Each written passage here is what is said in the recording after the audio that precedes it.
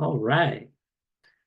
So I am Cale, and visually speaking, I'm a tallish white non-binary person wearing hoop earrings. I'm sitting in a pretty simple white room. I'm wearing a gray cutoff t-shirt with bright flowers on it.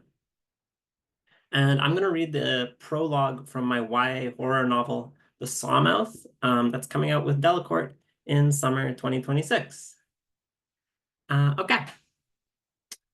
The arcade on the lakeshore is abandoned, a closed, silent exterior of boards and spray paint with rain slipping through the cracks in the roof. A vacant place, not empty. It's full of bodies, the burnt out and the smashed in corpses that used to be machines that used to be games.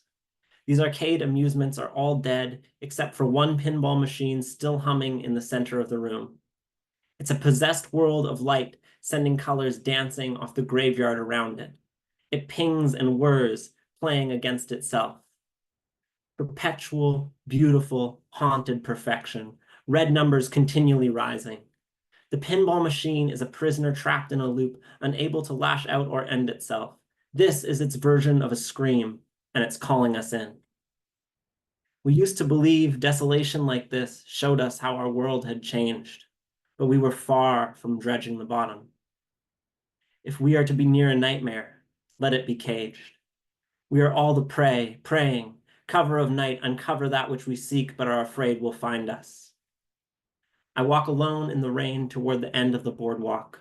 The worn boards creak underneath my feet, and I can imagine the water lapping in the hollow space below me. Ahead, by the arcade, a car pulls up and idles in the dark, our wolf without a pack.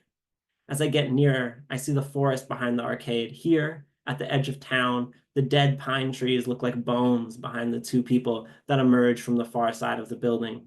They're caught sharply in the car's headlights. One has their hood pulled up, face down. The other's short hair is open to the rain. Our bled-out fighter and our parallel soul. And finally, from down the street beside me, joining me, a person who wanted to know everything and now knows too much. We walk together toward the others, close enough to hold hands. Then we do, because we're all hollowed out and running on touch. These are my hungry, desperate hearts. So kill the car engine. Push a sheet of plywood aside and one by one step into the light of the tortured machine shining brighter than it should be able to. There's water dripping from the ceiling of the arcade and insulation hanging loose.